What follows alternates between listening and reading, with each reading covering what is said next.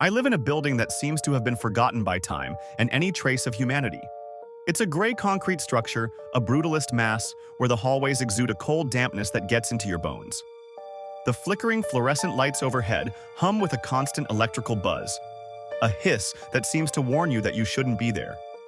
My apartment is 4A, a place I once felt was my sanctuary but has now become my cell. The walls are thin, but the silence between them has always been thick, almost solid. My neighbor, Mr. Aranda, lives in 4B. For the 3 years I've been here, Aranda was little more than a shadow, a man with translucent skin, almost the color of wax, and eyes so sunken they looked like two pits of ash. I never saw him come in with groceries. I never heard a TV through his wall. He never had visitors. He was just a silent, icy presence that looked away every time we met in the elevator. He smelled of old paper and something metallic, like blood that had dried a long time ago. But 3 weeks ago, that deathly silence began to rot from the inside out. It all started on a Tuesday morning. I was in my bathroom, in front of the foggy mirror, shaving with mechanical movements. I was thinking about my job, about the stress of the week, distracted by the mundane rhythm of life. Suddenly, the razor slipped and made a small cut on my neck. I let out a snort of irritation and said out loud, "Damn it, always the same side?"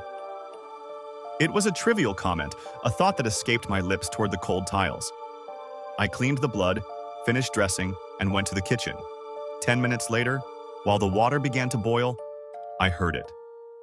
A voice vibrated through the living room wall, exactly at the point where my sofa touches the partition that separates me from 4B. Damn it, always the same side. I stood there with the cup in my hand, petrified. It wasn't an echo or a coincidence. It was my voice. But the voice sounded wet, as if those words were something physical that thing was tasting for the first time. The vibration didn't come from the air. It came from the bricks themselves, as if the building itself was mimicking my frustration. I approached the wall, my heart hammering against my ribs like a trapped bird. I pressed my ear against the cold wallpaper. At first, there was only an oppressive silence, the kind that makes your ears ring. But then, I heard a click, the sound of sticky lips separating after years of being sealed shut. And then, my own laugh exploded on the other side. A dry, rhythmic laugh, the exact one I use when I'm under unbearable pressure.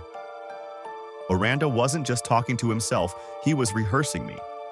He was tuning my identity like a string instrument, testing the tension of my vocal cords from across the wall. The following days were a slow and agonizing descent into absolute paranoia. I stopped speaking entirely in my own home. I moved through the apartment on tiptoe, avoiding even the creaking of the floorboards, communicating only through written notes on my phone out of irrational fear of emitting a single phoneme that he could capture. I felt like a thief in my own life. I began to notice things. My toothbrush was slightly damp in the mornings, even though I hadn't used it since the night before. The air in my bedroom felt heavier, warmer, as if someone had been breathing there while I was at work. But the worst was the sound. Through the walls, I began to hear him more and more active. I heard him calling my bank, discussing account movements that only I knew, using my exact catchphrases and my way of clearing my throat when I get impatient. Every time he used my voice on the other side, I felt a physical vacuum in my own throat, an electric sting that robbed me of my breath for a few seconds. It was as if my vital essence was being sucked out word by word, leaving me hollow inside, a mere shell of a man. As the second week began, the boundary between my life and the void behind the wall of 4B started to dissolve. I became a ghost in my own hallways. I would sit for hours in total darkness, my eyes fixed on the partition, listening to that creature perfect my existence. It wasn't just the big things anymore, it was the microscopic details of being human. I heard him mimicking the way I sigh when I'm tired, the specific rhythm of my typing on a keyboard, and even the subconscious hum I make when I'm trying to remember a password. He was downloading me. One afternoon, the terror became unbearable. I was staring at the wall when I heard his phone ring, or rather, a perfect imitation of my phone's ringtone. He picked up. And then, I heard my own voice speaking to my boss. "Yes, sir. I'll have the report ready by tomorrow morning. I'm feeling much better, just a slight headache." My blood turned to ice. I hadn't called in sick. But when I checked my own phone, there was a record of an outgoing call at that exact time. I hadn't made it. My phone was in my hand, but the network, the digital ghost of me, had already migrated to the other side. Soon, the horror stopped being just sound and became physical. My vocal cords began to burn as if I had swallowed burning coals, and every time I tried to make a sound, the pain clouded my vision. My throat felt like it was being stitched shut from the inside. I looked into the bathroom mirror and screamed, but no sound came out. Instead, I saw my own reflection beginning to blur, as if the glass was losing focus. My features, my nose, my jawline, the scar on my chin, were fading like a photograph left in the sun for too long. On Thursday night, I heard him talking to my mother. That was the moment my soul truly broke. My mother is an old woman with a sharp ear, yet she was laughing. I heard her voice through the wall, tinny and distorted, coming from his speaker. "Oh, David, you always were so funny," she said. My heart shattered. I wanted to scream through the bricks, to warn her that the person she was talking to was a monster made of stolen echoes. But I couldn't. I could only listen as he used my childhood memories, things I had never told anyone, to win her heart. He knew about the time I fell off the bike at age 7. He knew the name of my first pet. He was eating my past to nourish his future. I began to find traces of him in my own apartment. A gray hair on my pillow that didn't belong to me. The smell of old paper and copper lingering in my shower. 4B was no longer just a neighboring flat. It was a parasitic twin that was slowly pulling my world through the cracks in the masonry. I heard him dragging the furniture in his living room. Scrape. Thud. Scrape. He was moving his sofa to the exact same position as mine. He was aligning our realities. I realized then that Aranda, or whatever was wearing Aranda's skin, didn't just want to be me. He wanted to replace me so perfectly that the universe itself wouldn't notice the swap.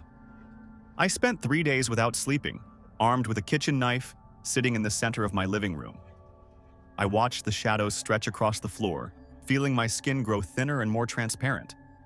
I could see the veins in my hands turning a dull, lifeless gray. Every time he spoke on the other side, I felt a part of my brain go numb. He was taking my memories now. I tried to remember my mother's face, and for a terrifying second, I could only see a blur of gray concrete. I tried to remember the color of my first car, and the thought was gone, replaced by the sound of Aranda's wet, clicking tongue. He wasn't just stealing my voice, he was deleting the original file. Last night, the air became thick and cold. I looked down and saw my hands were almost invisible. I could see the floor through my own skin. Driven by despair, I grabbed my keys and went to the hallway. I stood before the door of 4B. A rancid, metallic smell leaked from the cracks. I leaned my eye to the peephole. There were no lights inside, only a pulsing red glow like a beating heart. I didn't see an apartment. I saw a throat. A massive, wet jaw that occupied the entire room, reshaping itself using my stolen echoes.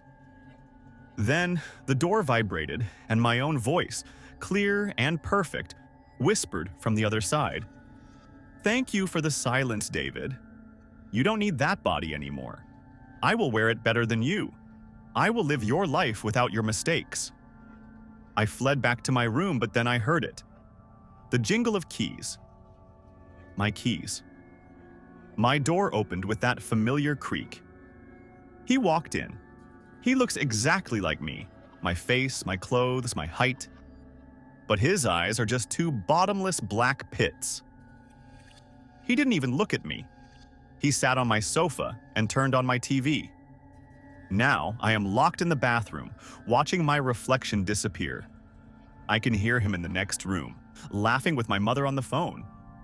She doesn't know. She thinks it's me. To the world, I am sitting on that sofa. To the world, I am fine, but I am fading into nothing. If you ever feel your voice sounds strange or your reflection looks blurry, run. Don't say a word, because once they steal your sound, they own your soul. Tomorrow, I will be a memory that no one remembers. This was Eerie Reddit. Subscribe while you still have a voice. Good night, if you are still there.